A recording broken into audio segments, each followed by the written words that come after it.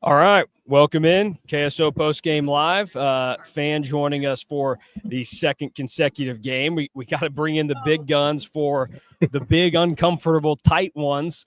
Fortunately, Saturday was nowhere near as uncomfortable as what we just experienced here in Bramlage Coliseum tonight. Also, get your comments, questions in now because I don't know if you guys are aware, there's some snow coming. I got to try and beat that back to Wichita before it starts. That way my wife isn't worried about me. So yeah, we'll get on it. But big one for K-State tonight. They win their sixth consecutive game. We had known after Jerome Tang secured his fourth straight win in this streak, it was the most consecutive wins in Big 12 play that he had since coming to K-State. Now he gets to six.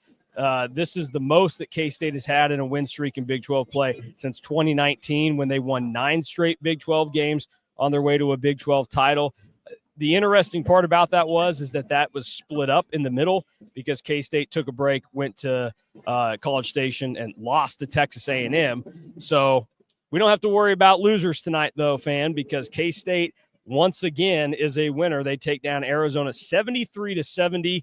It was uncomfortable at the end, especially when people know what Arizona does in late game situations, and they got to heave off at the very end of the game because Brennan Hausen missed a free throw. Max Jones missed 2 free throws.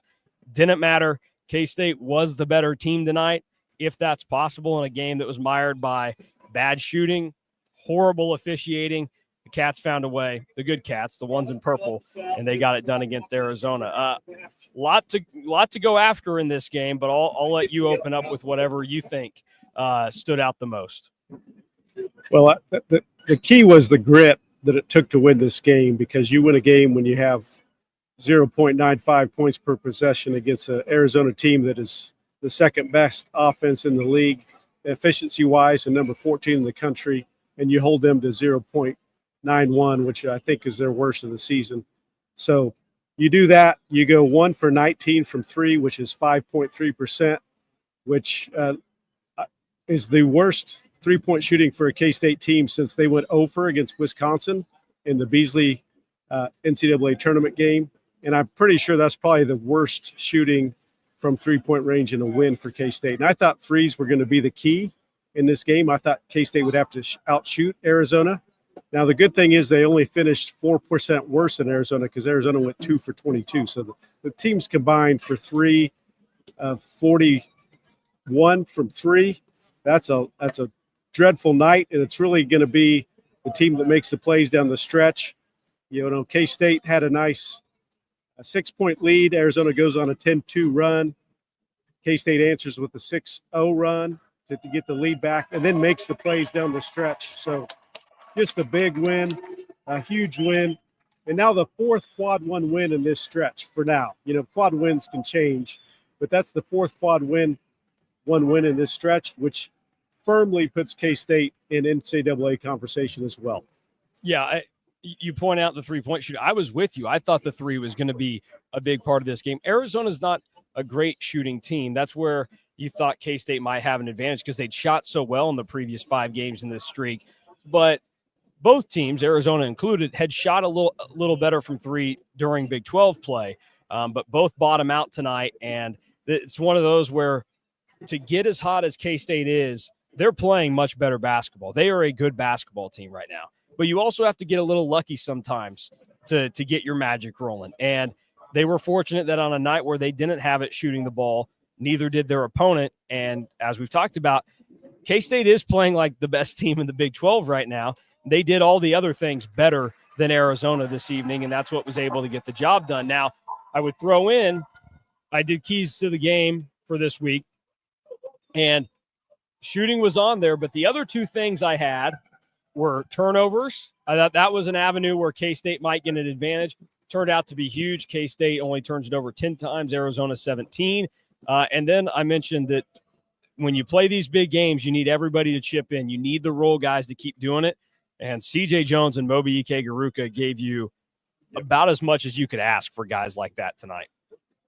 Yeah, they were huge. C.J. Jones really in the first half helped carry the team, him and Doug McDaniel. And then the second half, David Gasson really played well down the stretch before fouling out, battling that foul trouble. And then Moby with the big steal and the dunk to put K-State back up 6 was huge and a big point in the game that they needed that play. And you talked about turnovers. K-State outscored Arizona 23-10 off turnovers and only got outscored 10-12 in fast break points. Arizona was number 15 in the country and top of the Big 12 in points off transition with 15 points per game, and K-State holds them under that average at 12. Kind of the difference. Points in the paint are pretty even. K-State 46, Arizona 44. Arizona wins on the boards 46-33. Offensive rebounding rate 33% to 17.5%. And a narrow margin of 13-6 in second chances. But I think K-State made up with that just with those extra twos and getting out and scoring off those turnovers Arizona had. So K-State washed the rebounding battle by winning the turnover battle. And I think you're right. That was probably the key to this game. Yeah, and I would also point out, too, David Gasson doing what he did, scoring the ball, 16 points in 23 minutes tonight because he was in foul trouble in the first half, and then he obviously fouls out much earlier in the game than you would want because, look, and we'll get ready to get into the comments here, but everybody knows I got to do this. This is my thing. I like to keep them honest and accountable. That was horse crap officiating tonight. I mean, we have not seen something that bad in a long, long time. I mean, it was clearly not an A or a B crew that the Big 12 was able to round up tonight. TV Teddy Valentine was in the house, Kelly Self as well. I think the other guy was Michael Greenstein. I'd never heard of him before. They were all terrible. They had a rough night. I said to Drew afterwards, I said, man, you think these guys are going to walk out of here tonight and think to themselves, you know what, we did our jobs well tonight. We had a good one. Because I can tell you, and most of you can attest that are watching this, I don't walk away from every KSO show we do and go, that was a good show. I feel good about what I put forward. I'm well aware of when I suck and when there are clunkers. I'm fully aware of when that takes place. The refs were bad tonight, and it ended up getting to a point where I think both teams dealt with it, and that the flow of the game was off because of it. But when there were influential oddities or idiocies that the refs partook in, it affected K-State in a bigger way. So the fact that they were able to overcome that is a big deal, not because, I want to keep dumping on the refs who were atrocious tonight, but because that's something that we talked about even a month ago in certain games that this team did not overcome. And when Coleman Hawkins had the goaltending call wiped off the board late in the first half, instead of pouting and letting the game get away from them, K-State went on a run instantly that tied it up, and then they closed the half on a 13-0 run in the final 3.5.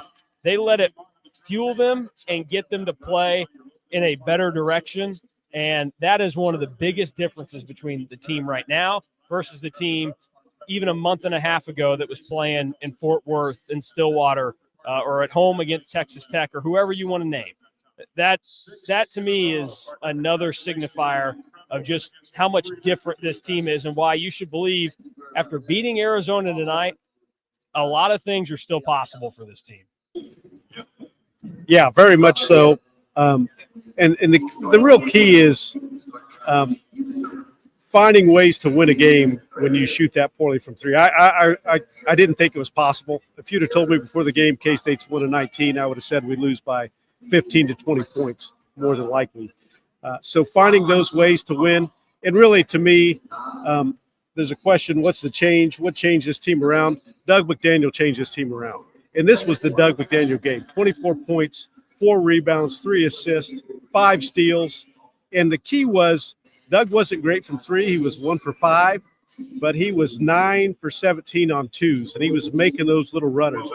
We've seen him miss those this year, but when Doug is making those kind of plays and finding ways for this team to score on offense, then being the head of the snake on defense, something Jerome Tang mentioned with Marquise Noel in year 1. Doug has become that guy on the defensive end, leading the defense. And K-State did a really great job on 2 really good guards, and Caleb Love and Jordan, what's his last name? Why am I flaking? Bradley. Jordan Bradley, yeah. 2 really good guys. K-State did a nice job on those. They scored 13 and 6 respectively, but it took them 26 shots to do it. You'll take that every time. Yep, that was they did so much good. And you mentioned Doug Steele.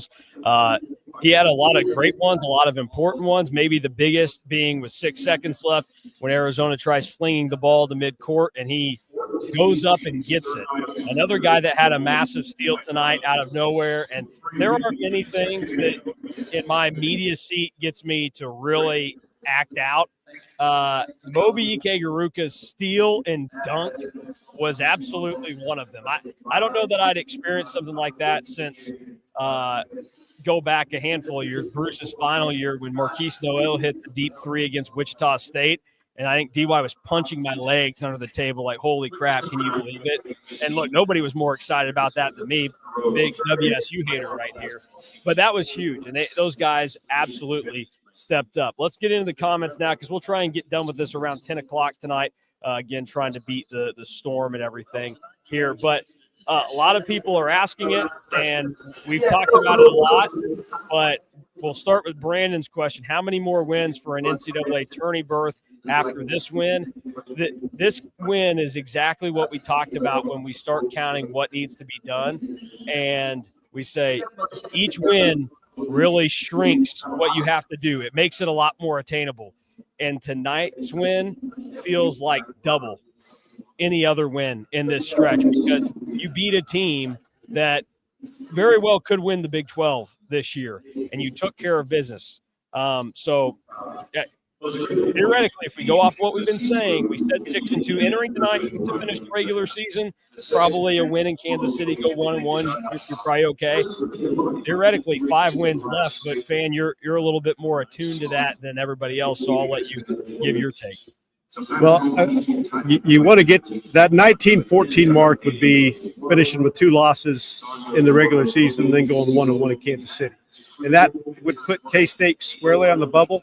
I looked up from 2019 to last season, 4 power conference teams have made it with that 14-loss mark on the season. And then you have to look at the dynamics.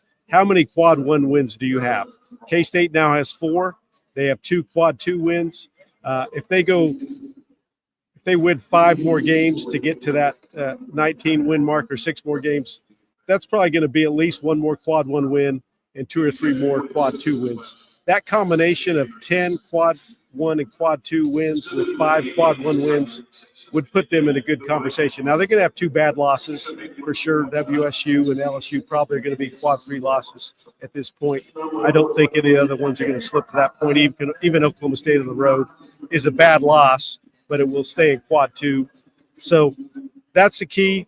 You got to look at kind of the resume metrics. K-State has been ranking in about the 70s in the resume metrics. You want to get that back up into the 50s. They'll jump quite a bit with tonight's win. So that you don't want to get more than 14 losses for sure. So if K-State gets to 15 losses, they're in trouble. If they could somehow lose 1 more regular season game, that would be pretty amazing. I think they're in. I think they're in that scenario. 2 more regular season losses is tough. 3 more regular season losses, they have to win the Big 12 tournament. Yeah. If they finish this thing and go 6-1 now the rest of the way, I think they absolutely should be in. But as we talked about, one of the things that is going to give K-State a boost or an advantage that some teams may not have is Jerome Tang and Coleman Hawkins, I think, give them a boost in terms of if you're thinking about, TV ratings or what's important to the momentum of the NCAA. Those 2 guys are well-known figures in college basketball. Those are characters you want to be playing in March. But to talk about one of those characters, let's answer Riley's question because I think he plays a large role in it. How do you feel about the 3-point trouble that we saw tonight? From a singular basis on just Coleman Hawkins, I'm a little bit more concerned based off of what it looked like. As a team, not overly concerned because you're due for bad games here and there. They overcame it. They were able to find a way to win. And, some of the looks, for the most part, I wasn't all that concerned about. I didn't think they were bad. But Coleman Hawkins specifically, that was troubling to see tonight. Yeah, he had some good looks, and frankly, a lot of them weren't close. And that is disappointing and a bit concerning. He had been, I think, 36, 37% in Big 12 play coming into the game, so he'd been proven as a decent shooter. But it seemed to me like this was probably a game for both teams coming off pretty emotional games on Saturday. K-State beating KU in a rivalry game. Arizona overcoming their only loss in the last 15 or 16 games to Texas Tech at home, beating Texas Tech. So it seemed like two teams that maybe had a little bit of tired legs in this game, and that I think that shows up in how you play from three, and two teams that really put it all on the line on defense. So I'm not real concerned. K-State, I think, had shot 35% or better from three in the last 6 games, and I'll take that. And I think 3 or 4 of those were 40% or better. They're going to shoot well. They get some time off, and then they're going to go to BYU and Utah, that little weekend, Saturday, Monday stretch in Utah. So hopefully they get those legs back, because those are two teams, especially BYU, where you're going to get some open looks from three. You got to make them. Yeah, absolutely. Speaking of those games coming up, Mitchell asks, can the success continue on the road?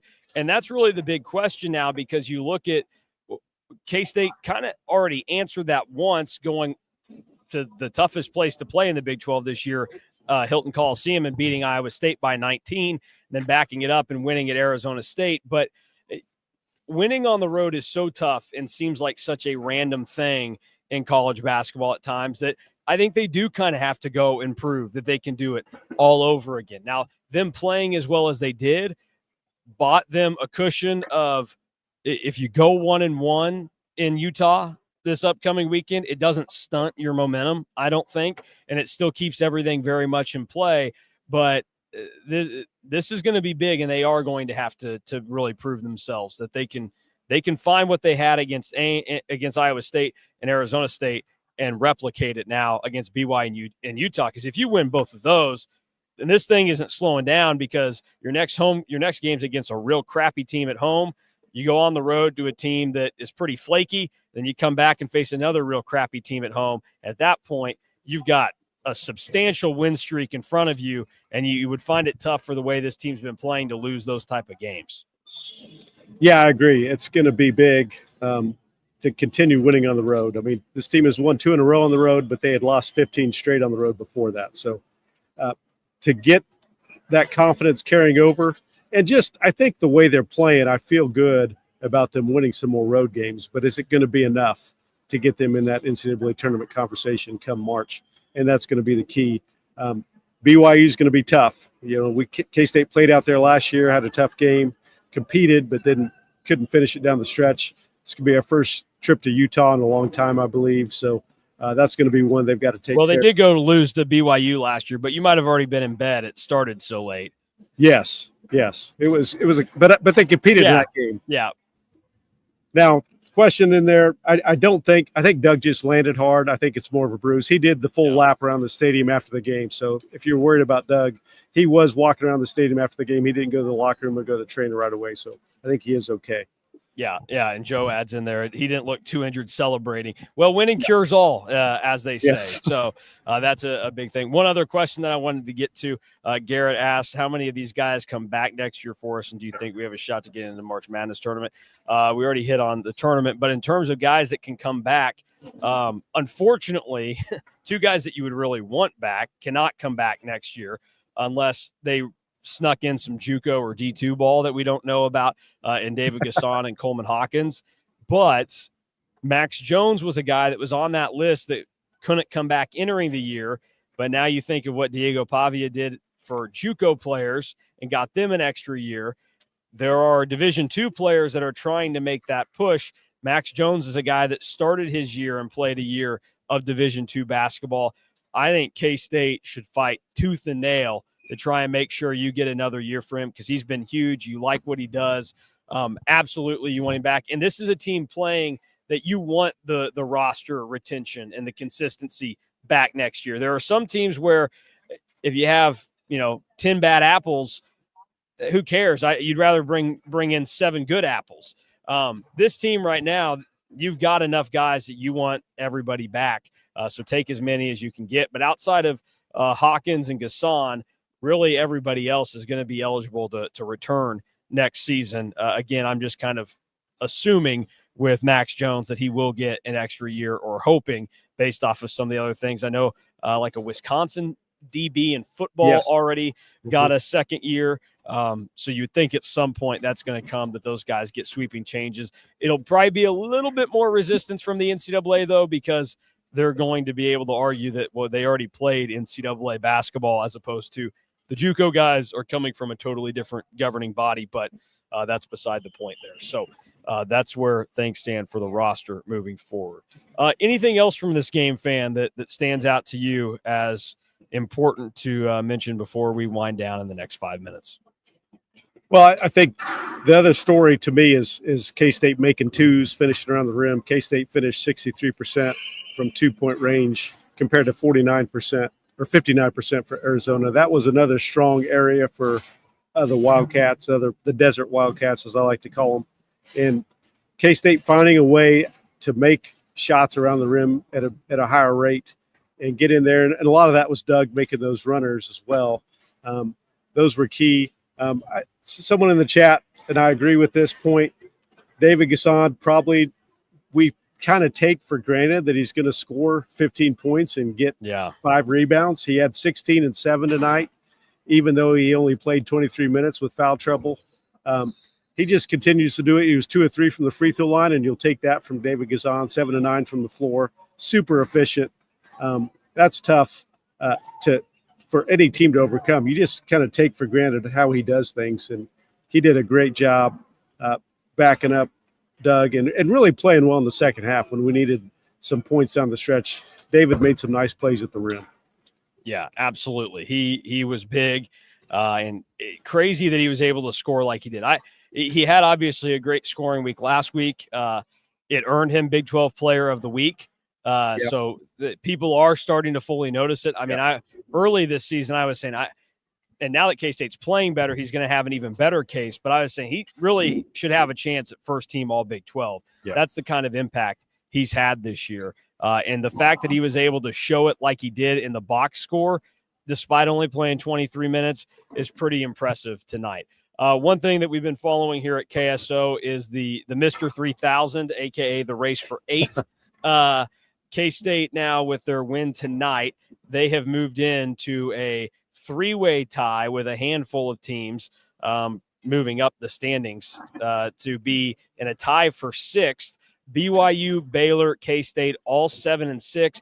Baylor has the tiebreaker over K-State. That means BYU, K-State this weekend is going to be significant for tiebreaker purposes, especially when you factor in that K-State already has it over West Virginia. They're going to be in this battle. Another team that could be in the battle would be TCU. K-State does have the loss there, so TCU's got the edge. So enough of that kind of stuff to make note. But as it stands right now, K-State would have the first day bye in Kansas City, not have to play on Tuesday, only have to play 4 games in 4 days if you're thinking about maybe winning the Big 12 tournament, which, again, at the end of the day, would be the easiest way to secure your spot inside the NCAA tournament. But K-State keeps playing like they do.